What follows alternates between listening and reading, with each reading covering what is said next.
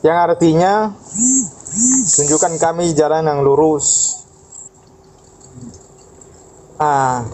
Situ dijawab oleh Al-Zukhruf ayat 61 bahwa Nabi Isa itulah jalan yang lurus. Setelah itu saya tidak masih ragu ayat itu, kok bisa Nabi Isa jalan yang lurus, padahal Muhammad yang kita ngambil contoh bagi umat Muslim. Setelah itu Pak, saya baca surat Al-Hadid Pak, surat Al-Hadid ayat 3 dan 4.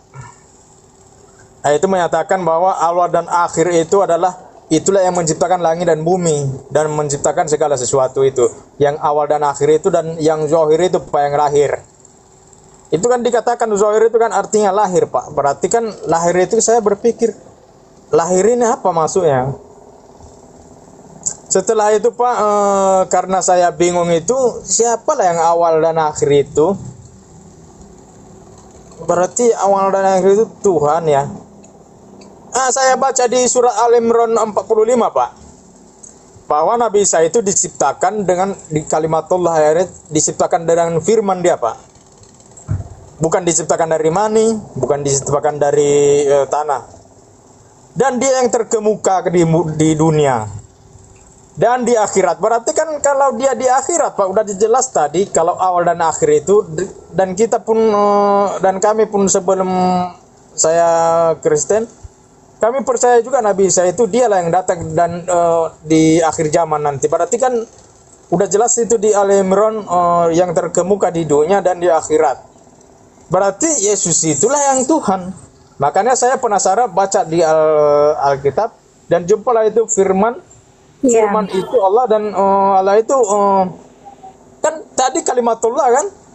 Berarti saya jumpa di situ. Berarti inilah penjelasannya. Terus di Yohanes 14 ayat 9 itu nanti kalimat terakhirnya, sudah berapa lama kamu bersama-sama saya Filipus, tapi kenapa engkau masih bertanya-tanya lagi? Kan memang dia tidak langsung mengakui akulah Tuhan, akulah Allah, tapi dia perumpamaan bahasanya itu, dia seakan-akan sama aja dia mengatakan dia akulah Tuhan, cuma dia tidak langsung gitu.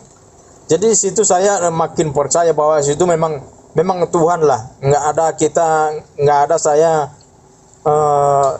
ini karena ada pacar Kristen tidak, atau ada yang kawan, enggak. Memang dari diri saya sendiri, dari Al-Quran itu, dari dalam Al-Quran memang betul saya menyimak bahasa kalimat-kalimat itu betul. Tanpa kadang saya ada bertanya juga sama Pak Ustadz, tapi saya belum puas ya. Saya memahami sendiri gitu. Pada tahun berapa itu Pak Pendi? Pada tahun berapa itu Bang Ihsan? Ini saya ini baru sekitar sebulan ya Pak, udah Kristen Pak ya. Ini baru-baru ini saya percaya si Kristus itu. Selama ini dulu saya waktu ikut takbir pendakwa ini dari masjid ke masjid, saya pernah juga ucap-ucap di situ, dan orang Kristen itu seperti saya bilang lah, orang Kristen ini memang bodoh, nggak ada otak ya. Tapi saya udah sampai nangis kemarin, aku ingat kata-kataku itu. Sama kita Bang. Ikut takbir Pak, ikut dakwah di masjid ke masjid. Keluarga bagaimana Bang Ihsan? Ya banyak sih serangan-serangan, tapi saya abaikan. Dan saya masih belum bisa menghadapi orang itu karena saya masih belum tahu isi Alkitab itu. Nanti saya jelaskan, masih belum bisa lah. Tapi ada orang tua sangat marah, dan saya berikanlah ayat-ayat tadi itu, tapi masih mereka ragu. Tanya jawaban mereka, tanyalah sama Ustadz, kayak kalimat itu, kalau itu salah pemahaman kamu tuh. Betul. Tapi saya abaikan aja tadi. Tapi tidak bisa lagi saya memahami itu, karena saya udah yakin kali bahwa Yesus itu memang Tuhan betul dia. Yes, Amin, kuat, amin. Bang. Tetap semangat Bang ya. Berarti sama kita Bang. Tetap kuat Bang, tetap semangat Bang ya. Kemiripan kita. Berarti sama kita Bang. Hampir punya kemiripan kita dalam percaya kepada Yesus. Mengolok-ngolok. Saya juga dulu menghina kekristenan, Karena ketidaktahuan. mengolok-ngolok, mencaci maki. Tetapi Itu karena begitu saya ketidaktahuan tahu siapa saya. Yesus Kristus itu saya minta ampun, saya Nah, menangis. tetapi begitu saya tahu siapa Yesus Kristus itu, saya minta ampun, saya menangis juga sama Tuhan. Orang Kristen, Saya minta ampun sama Tuhan. Dan saya minta maaf kepada orang Kristen. Seandainya bukan, saya selalu berkata begini, ini kemungkinan doa-doa kalian, saya bilang, doa-doa orang Kristen. Di saat saya menghina, kalian mendoakan, kalian mengampuni, kalian mengasihi. Akhirnya saya bisa melihat Kristus dari pengampunan itu, dari kasih itu. Masya Allah, memang kata-kata mulia itu Bang ya. Bisa kita menghina mereka, tapi mereka berdoa malahan sama kita ya. Betul, betul. Yang seperti Abang bilang, saya juga mencari Bang, saya pernah menggali juga. Huwa awalu wal akhiru wal zahiru wal batinu. Yang tertulis dalam surat Al-Hadid Bang ya. Huwal awalu wal akhiru wal zahiru wal batinu wa huwa bikulli syai'in alim. Dialah yang awal, yang akhir, yang zahir, yang batin, dan Dia Maha mengetahui segala sesuatu. Nah, kalau kita bertanya di sini, ayat ini siapa sih yang berbicara? Allahkah yang berbicara atau orang lain yang berbicara? Nah, kalau Allah yang berbicara, kenapa Allah menunjukkan Dia? Dia tidak merujuk kepada dirinya. Seperti kata Yesus, akulah yang awal, akulah yang akhir. Bukan merujuk kepada dirinya yang awal, yang akhir. Tapi Allah bukan merujuk kepada dirinya yang awal, yang akhir, tetapi merujuk kepada Dia. Dia di sini siapa? Huwal awalu wal akhiru wal zahiru wal batinu. Al-Quran zaman dulu Pak, saya menemukan Al-Quran zaman dulu, dan itu ada sama Pak Tom ya, Tom and Jerry. Wadzahiru di sini diartikan dulu, diterjemahkan nampak Pak. Zahir itu nampak, lahir dia. Tetapi kalau kita bertanya kepada teman-teman Muslim sekarang, apa makna kalimat zahir fil Quranil Karim surat Al-Hadid? Banyak sekali mereka Ayatus salasah. Itu banyak sekali mereka mengartikan dan lari daripada arti yang sesungguhnya. Mereka mencoba untuk menjawab bahwa zahir yang di sini adalah bukan nampak, bukan kelihatan secara nyata, tetapi zahir yang dimaksud banyak sekali penafsiran-penafsiran orang tersebut seperti Bang Ihsan bilang, sehingga lari daripada makna tersebut dan kita tidak mendapatkan kepuasan daripada jawaban itu. Dan kalau kita kejar terus, mereka akan mengatakan, jangan banyak bertanya, nanti kamu bisa murtad. Nah, Bang Ihsan temukan nggak hal tersebut? Jangan banyak bertanya kau Ihsan, nanti kau bisa murtad. Iya, nggak akan murtad, nggak akan. Ini walaupun kita udah dipakai politik dengan bahasa zahir itu Bang, yang jelas kita kalau hari raya Idul Fitri itu, yang baik, mohon maaf lahir dan batin, udah jelas itu lahir. Jadi harus kita ambil kalimat itu. Apa tuh maksudnya? Kenapa kita kalau meminta maaf, mohon maaf lahir dan batin, udah jelas itu. Lahir dan batin, betul, lahir. betul. Nah, udah jelas itu dikatakan lahir. Jadi kita nggak bisa jadi politik lagi zahir itu. Itu kan pakai politik di dalam Al-Quran itu kan tidak langsung dengan bahasa terjemahannya, tapi tetap dibuat zahir. Nah itu. Jadi kita nggak bisa apa.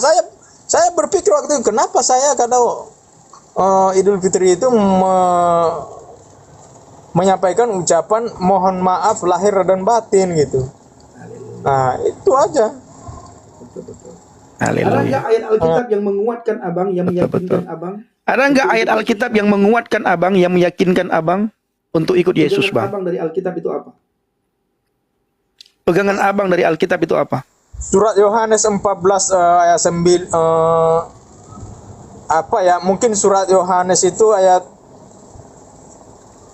mulai ayat 8 Yohanes, ya sampai habis ya. 14 Yohanes ayat 6 kah? Akulah jalan 14 ayat 6 kah? Akulah jalan dan kebenaran hidup. Ayat 6 bukan Bang Ihsan. Ayat 6 bukan Bang Ihsan. Ya itulah Pak. Sampai habis tuh Pak, sampai habis tuh saya bacanya itu. Nanti di kalimat terakhirnya, sudah berapa lama kamu Filipus tidak mengenal aku. Itulah nanti. Dia kan udah jelas di situ, dia menyatakan dirinya Allah Pak. Cuman tidak langsung dia memakai perumpamaan bahasa. Karena dia, kenapa udah pernah saya baca di surat apa kemarin, apa ya? Lupa saya. itu yang menyatakan langsung sembahlah aku itu cuman iblis. Dia meminta-minta menyembah dia itu cuman iblis. Sementara kalau Allah mana bisa seperti itu ya. Iya. Ya, dia hanya harus minta-minta disembah. Karena Allah itu Bang Ihsan, kau mau sembah aku, tidak mau sembah aku tetap Allah. Ya, itu Pak. Itu saya mengambil, kalau saya sih tidak menghafal ya, tapi karena baru-baru aja sih saya membaca Alkitab ini, saya tidak begitu apa. Ini baru sekitar sebulan Pak, saya udah menyaksikan bahwa ngikut Kristus. Iya, baru sadar saya sekarang. Haleluya. Bang Ihsan tinggal di wilayah mana? Pekanbaru Pak. Oh, siap. Tapi anak-anak saya di Aceh sana Pak, di Aceh lagi pesantren. Wow, Aceh mana? Aceh Selatan, Labuan Haji Pak. Situ mereka lagi pesantren. Iya, itu terkenal itu pesantren di Labuan Haji. Pekanbaru Bang Ihsan. Saya sering ke Pekanbaru Bang Ihsan. Ya bisa Pak. Saya juga di pesantren dulu Pak. Waktu saya belum menikah di pesantren Panton Labu, Panton Bre di kampung itu. Pantai Bru. Panton Bre Pak. Ada Panton Labu. Gitu. Simpang Pantan Labu, Simpang Pantai Bru. Kalau dari Medan belok arah ke kanan. Ya betul Pak. Dekat daerah Lak Semawe. Iya, belum nyampe Usmawe dia di Pantai Labu ya. Berarti bahasa Aceh bisa Bang. Iya. Oh, siap. Berarti bahasa Aceh bisa Bang Ihsan. Iya bacut. Tapi mau puji. Puji Tuhan. Halo Kak Sofi, masih monitor Oke, Kak? Bang Ihsan, apa yang mau ditanyakan? Halo Kak Sofi, masih monitor Kak? Silakan Bang Ihsan. Ini ada Kak Sofi. Silakan Bang Ihsan. Ini ada Kak Sofi sebagai pengajar. Ini Matius 21 ayat 42 itu. Saya agak penasaran sih ayat itu apa tuh maksudnya, karena ini kan batu itu sekarang sudah menjadi penjuru dan itu di mata Tuhan apa ya, dan itu pandangan di mata Tuhan atau lupa saya itu. Matius berapa Bang Ihsan? Matius berapa? Matius 21 ayat 42. Ini saya nggak bisa buka data, ini bisa keluar saya sini nanti soalnya saya HP 1 aja. Matius 21 ayat 42. Iya. Kata Yesus kepada mereka, penjuru belum pernah kamu baca kitab dalam Kata Yesus kepada mereka, belum pernah kamu baca kitab dalam kitab suci, batu yang dibuang oleh tukang-tukang bangunan telah menjadi batu penjuru. Hal itu terjadi dari pihak Tuhan, suatu perbuatan ajaib di mata kita. Kak Sofi. Iya, jadi kalau kita konteksnya, iya Pak. Jadi begini Pak, tukang-tukang bangunan di situ, Yesus kan selalu bicara dalam perumpamaan. Ya, jadi dikatakan jikalau Tuhan datang ke dunia ini, maka dia akan membuka mulutnya dengan amsal dan perumpamaan. Jadi makanya Yesus selalu memberitakan Injil Kerajaan Surga itu dengan perumpamaan. Jadi Alkitab kita Perjanjian Baru itu penuh dengan perumpamaan. Nah, kalau kita lihat di situ Pak, itu sebenarnya nggak usah diterjemahkan lagi, karena itu Yesus bicara mengenai perumpamaan tentang penggarap kebun anggur, betul? Dan di dalam Alkitab kebun anggur itu adalah Israel, ya, melambangkan bangsa Israel. Penggarap-penggarap kebun anggur di situ dikatakan siapa? Nabi-nabi yang dikirim kepada bangsa Israel, yang diutus kepada bangsa Israel. Nah, kita baca di situ, belum pernahkah kamu baca dalam kitab suci batu yang dibuang oleh tukang-tukang bangunan dan telah menjadi batu penjuru? Hal itu terjadi dari pihak Tuhan, suatu perbuatan ajaib di mata kita. Sebab itu aku berkata kepadamu bahwa kerajaan Allah akan diambil daripadamu dan akan diberikan kepada suatu bangsa yang akan menghasilkan buah kerajaan itu. Dikatakan begini Pak, imam-imam kepala dan orang Farisi ketika mendengar perumpamaan-perumpamaan itu, mereka mengerti bahwa merekalah yang dimaksudkannya. Jadi yang dimaksudkan dengan hamba-hamba yang disuruh kepada penggarap kebun anggur itu adalah apa? Penggarap-penggarap kebun anggur itu adalah apa? Imam-imam kepala dan orang-orang Farisi yang harusnya memberikan pengajaran yang benar kepada orang Israel pada waktu itu untuk menghasilkan buah. Tetapi ternyata apa? Pengajaran mereka itu justru menyimpang, banyak tradisi-tradisi manusia yang justru dimasukkan di situ dan sebagainya. Nah, Batu yang dibuang tukang penjuru adalah Mesias itu sendiri. Tukang-tukang bangunan itu adalah imam-imam kepala dan orang Farisi. Di situ jelas, ya. Artinya mereka tidak mau mengakui Yesus sebagai Mesias. Akhirnya apa? Maka dikatakan diambillah kerajaan Allah ini. Kalau Bapak baca misalnya di Roma 11. Coba kita buka Roma 11. Kita buka Roma 11. Gak apa-apa Pak, soalnya masih sebulan ya, jadi belum membaca seluruhnya ya. Di dalam Roma 11, itu perumpamaan mengenai Rasul Paulus bicara mengenai pokok zaitun yang sejati, itu bicara Mesias. Kemudian ada orang-orang Yahudi itu diumpamakan carang-carang yang tidak percaya. Ya, di situ beberapa orang Yahudi yang tidak percaya dipatahkan dari cabangnya, dan kita dari bangsa-bangsa lain itu dicangkokkan kepada apa? Pokok zaitun sejati. Jadi karena ketidakpercayaan mereka, maka keselamatan itu sampai kepada kita Pak. Kepada Pak Bang Pendi yang orang Aceh, saya yang ada di Jawa, kepada orang-orang yang jauh. Justru karena apa? Ketidakpercayaan orang Yahudi itu nih. Coba saya bacakan ya Roma 11 mulai ayat 11 ya. Nanti Bapak baca konteks secara utuh. Sebenarnya LAI sudah memberikan mempermudah kita dengan memberikan konteks-konteksnya. Tadi yang Bapak baca, penggarap kebun anggur itu siapa, tukang-tukang bangunan itu siapa. Saya bacakan Roma 11 mulai ayat 11 ya. Maka aku bertanya, kata Rasul Paulus, adakah mereka tersandung dan harus jatuh? Maksudnya orang Yahudi.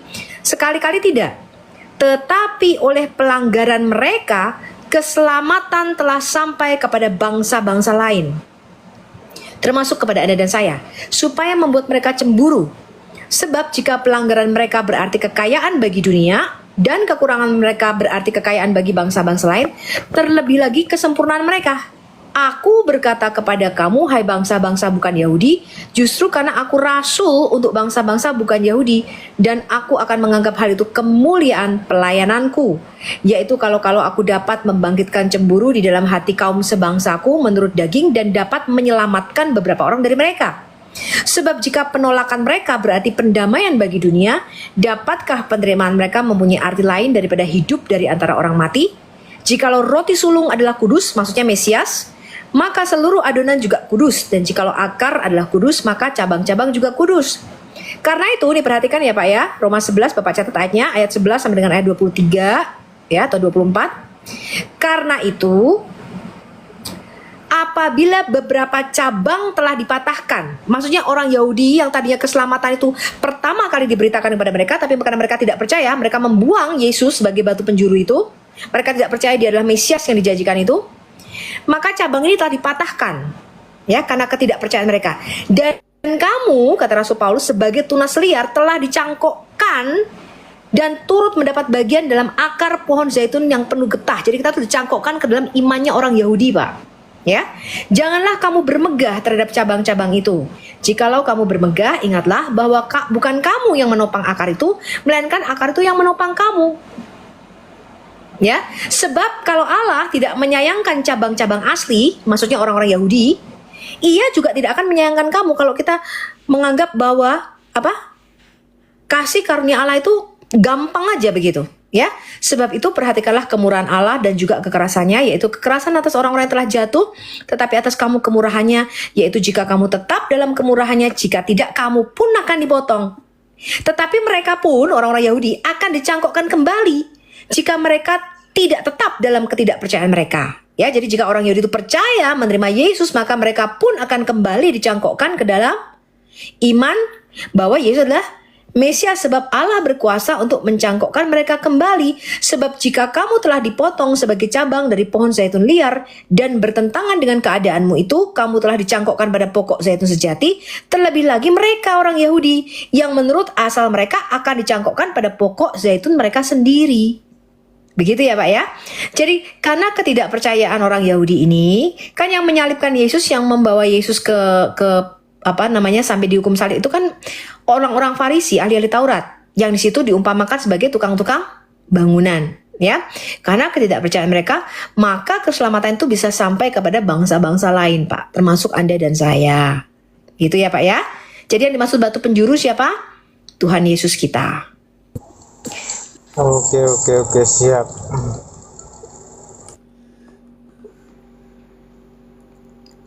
Ya, makasih ya penjelasannya ya, Bu Ali Dayat. Ya, Bang Ihsan. Bapak sudah dibaptis, Pak? Udah sekitar 2 minggu saya udah dibaptis. Tapi saya lagi ikut kom ini setiap malam Selasa. Masih kom 100 ya. Oh, oke. Iya, bagus lah Pak ya. Berarti sudah mengambil tindakan iman yang selangkah lebih maju ya. Iya. Lagi pengajaran juga saya. Yang sering kita ulang-ulang bahwa Nah, ini teman-teman yang sering kita ulang-ulang bahwa kalau kita mau jujur, kita pasti murtad. Kalau mau jujur. Ini banyak sekali orang yang mengatakan, kalau pinter pasti murtad, kalau pandai pasti murtad. Belum tentu, teman-teman. Pinter itu dia akan pandai nanti bertakiyah, akan pandai dia mencari cara bagaimana tidak murtad. Tapi kalau jujur, kita akan bisa melihat, oh ternyata begini ya, oh ternyata begini ya. Apalagi kita bertanya. Jangan banyak bertanya, nanti kamu bisa murtad. Awas, murtad. Awas, murtad. Apa hubungannya murtad dengan kita bertanya? Kita bertanya untuk cari tahu, karena ketidaktahuan kita. Kenapa bisa dikatakan, jangan banyak bertanya, nanti kau bisa murtad. Hati-hati, kau bisa murtad. Makanya, kalau kita mau jujur terhadap apa yang kita pelajari, apa yang kita imani, kita pasti akan murtad. Kenapa? Keselamatan itu mahal, Bapak Ibu. Keselamatan itu penting sekali. Saya sering sekali katakan begini, percaya kepada Yesus itu adalah gratis. Tapi ketika kita benar-benar mengikuti Dia, itu ada harga yang harus kita bayar. Kita dikucilkan, kita dihina, kita diolok-olok. Siapkah kita akan hal tersebut? Siapkah kita nanti akan mendapatkan hal itu atau tidak siap? Begitu Bang Ihsan membukakan sedikit ruang seperti Bang Ihsan, begitu Bang Ihsan membukakan sedikit ruang hatinya, firman Tuhan itu masuk. Cahaya Injil itu masuk. Begitu cahaya Injil itu masuk, menerangi hati Bang Ihsan, menerangi hati saya dan hati kita semua yang baru percaya kepada Yesus. Maka apa yang terselubung selama ini, itu Tuhan singkapkan. Karena ada cahaya Tuhan yang masuk dalam hati kita. Firman-Mu adalah pelita bagi kakiku, terang bagi jalanku. Nah ini saudaraku, bagi teman-teman yang belum percaya kepada Yesus, bukakan hati saudara. Dan sebelumnya tempatkan dulu hati saudara di tempat yang netral. Tempatkan dulu pikiran saudara di tempat yang netral. Tapi kalau saudara selalu melihat kemanusiaan Yesus, itu akan timbul kebencian terhadap orang Kristen. Kenapa orang Kristen menuhankan Yesus? Tapi kalau saudara menempatkan hati dan pikiran saudara di tempat yang netral, saudara akan bisa melihat sisi kemanusiaan dan sisi keilahian Yesus. Saya dulu alami hal itu. Saya tidak bisa melihat keilahian Yesus. Tetapi begitu saya bukakan ruang hati saya, Roh Tuhan itu masuk, cahaya Injil itu masuk, menerangi hati saya, sehingga saya bisa melihat, oh ternyata Injil seperti ini, ternyata Yesus itu seperti ini. Tidak seperti yang diperdengarkan, tidak seperti yang dibicarakan orang, bahwa Yesus itu adalah orang yang diserupakan, Dia tidak mati di salib. Nah selama ini kami mendengar Yesus yang mati, Yesus yang tidak mati di salib. Selama ini kami mendengar Yesus yang diserupakan, teman-teman. Karena kami mendengar dari sumber yang salah. Karena itu diperdengarkan terus-terusan diperdengarkan, turun-temurun, didoktrin. Belum lagi kami didoktrin bahwa Injil dipalsukan. Jangan baca Injil. Berdosa kamu baca Injil. Padahal di salah satu rukun iman disuruh beriman kepada kitab-kitab sebelumnya. Zabur, Taurat, dan Injil. Udah, dalam Injil itu udah petunjuk. Wa nurun, dalam Injil itu udah cahaya. Wa musaddiqan lima baina yadayhi minat Taurat, dan membenarkan kitab sebelumnya yaitu Taurat menjadi petunjuk serta pengajaran bagi orang-orang yang bertakwa. Alkitab, Zabur, Taurat, dan Injil adalah petunjuk bagi orang-orang yang bertakwa. Haleluya. Tuhan Yesus amat baik. Bang Ihsan, semangat selalu Bang Ihsan ya. Oke, siap Bang. Ini izin turun ya, habisin ya. Siap Bang Ihsan. Siap. Terima kasih ya penjelasan dari semua. Amin, Bang Ihsan. Ya. Oke. Amin Bang Ihsan, amin. Selamat siang Pak ya. Siang Bang Ihsan, siang. Tuhan Yesus memberkati. Sehat-sehat. Amin. Tuhan berkati abang juga. Sehat-sehat, semangat selalu.